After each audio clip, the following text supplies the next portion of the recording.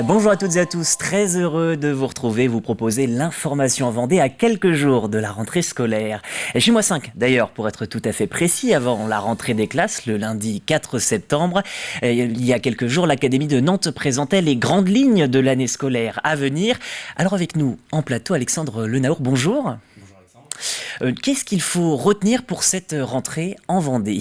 Alors tout d'abord, je vous propose de commencer avec un chiffre, celui de la proportion des élèves entre le public et le privé. Alors en Pays de la Loire, en moyenne, plus de 60% des élèves sont scolarisés dans le public et parmi les 5 départements ligériens, la Vendée fait figure d'exception sur les presque 120 000 élèves vendéens de l'école au lycée. Eh bien, le privé est lui majoritaire à très peu, à près de 51%.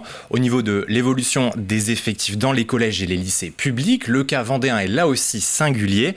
Là où les autres départements ligériens constatent une baisse des effectifs, la Vendée compte plus de 300 effectifs supplémentaires par rapport à la rentrée dernière. L'une des raisons, eh bien, c'est l'ouverture d'un nouvel établissement dans notre département, le collège Arnaud Beltrame à Luçon, où près de 700 élèves sont attendus pour la rentrée lundi prochain. Et alors Alexandre, quelles sont les grandes nouveautés à noter ? Qu'est-ce que l'Académie de Nantes veut faire ? Eh bien Alexandre, le premier concerne l'acquisition des savoirs fondamentaux en se focalisant sur 2 enseignements, le français et les mathématiques. L'objectif, il est double, c'est de mieux former les enseignants et ce afin de mieux accompagner les élèves. Dans cette idée, l'un des grands changements concerne aussi la classe de 6e. C'est une année charnière selon la rectrice de l'Académie de Nantes, Katia Béguin. On a vu effectivement, grâce aux évaluations nationales, qu'il y avait des fragilités, en particulier à des moments charnières de la scolarité, comme le passage en collège. Et en 6e, ce qui est organisé notamment par le Pacte, c'est une véritable convergence des forces éducatives autour de ces élèves pour des heures de soutien en français et en mathématiques ou des heures d'approfondissement pour ceux qui sont déjà à l'aise. Le but, c'est de permettre finalement de commencer sa 6e sans justement ces fragilités, de les éradiquer rapidement et d'avoir une scolarité épanouie au collège. Et ce, d'autant plus qu'on s'aperçoit maintenant que le décrochage commence au collège. Et puis à noter qu'en plus de ce soutien en mathématiques et en français, le dispositif Devoirs faits qui permet de faire ses devoirs au collège, qui était jusqu'alors sur la base du volontariat, devient cette année obligatoire pour tous les élèves de 6e. Et au lycée aussi, il y a des nouveautés. Quelles sont-elles ? Effectivement, le programme phare de lutte contre le harcèlement scolaire sera désormais déployé dans tous les lycées. Il était jusqu'alors présent dans les écoles et les collèges. Et la rentrée 2023 marque aussi plusieurs nouveautés dans les lycées professionnels. Un bureau des entreprises va voir le jour dans chacun des lycées professionnels. L'idée, c'est de favoriser les interactions entre les élèves et les entreprises, et ce pour faciliter l'insertion professionnelle. Merci Alexandre. Ce matin déjà, les futurs aides-soignants faisaient leur rentrée des classes. C'était à l'IFAS de Challans. D'ailleurs, vous reconnaissez peut-être sur les images qui vont apparaître dans quelques secondes le lycée René Cousinet. Cet institut de formation d'aides-soignants fait partie intégrante de l'établissement chalandais.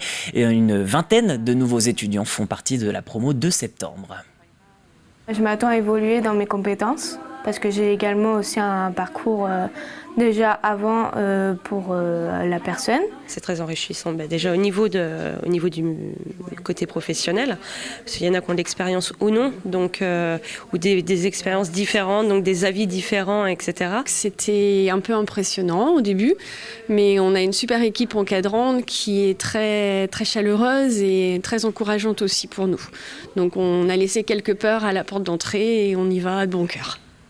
Tout autre chose à présent, la plage du Veillon de Talmont-Saint-Hilaire s'est transformée le temps d'une journée en lieu de tournage. Hélène Jolivet, étudiante en musicologie à Angers, est en pleine réalisation d'un clip musical de la chanson Ma dernière lettre de David Hallyday. Le titre est entièrement réarrangé par la musicienne qui sera l'interprète de cette nouvelle version. Le clip est attendu pour janvier prochain après une série de tournages dont certains à Angers. Reportage d'Alix Lanos. Groupe 2, Ethan et Anna, groupe 3. Les enfants arrivent les uns après les autres sur la plage du Veillon à Talmont-Saint-Hilaire. Pour les bénévoles présents, la première étape est de les répartir en petits groupes. Mon rôle, en fait, c'est de pointer les enfants et de les envoyer avec leur animateur-animatrice attitré, donc groupe 1 jusqu'à 7. 7 groupes qui formeront chacun une lettre du mot « retenir ». Filmée par un drone, cette séquence représentera quelques secondes du clip imaginé par Hélène Jolivet, étudiante en musicologie à Angers. Louise, une amie venue lui prêter main forte sur le projet, explique aux enfants ce qu'ils vont devoir faire. On va faire la lettre N. Donc on va tous se tenir la main pour former la lettre N. Vous voyez?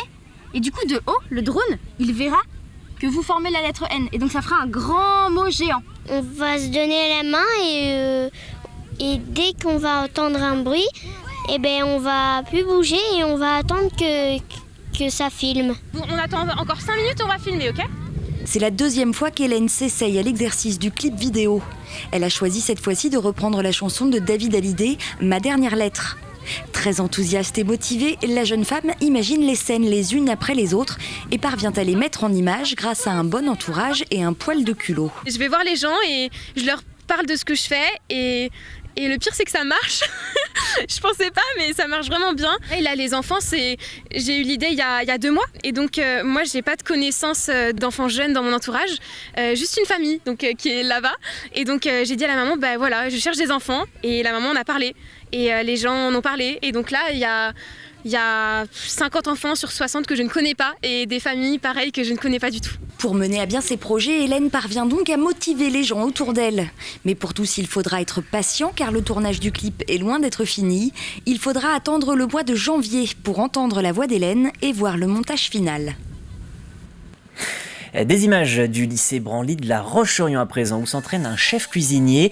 Saïd Soumela est qualifié pour les Euroskills 2023 qui auront lieu en Pologne du 5 au 10 septembre. C'est le seul Français sur les 24 concurrents inscrits pour cette Olympiade des métiers. Il est venu pour rejoindre son coach Arnaud Haché, enseignant au sein de l'établissement scolaire. Pendant 3 jours, Saïd Soumela s'essaye donc pour se perfectionner afin peut-être de remporter ces Euroskills dans sa catégorie. Ici, c'est vrai qu'il y a tous les moyens nécessaires pour être dans les meilleures conditions possibles pour la compétition.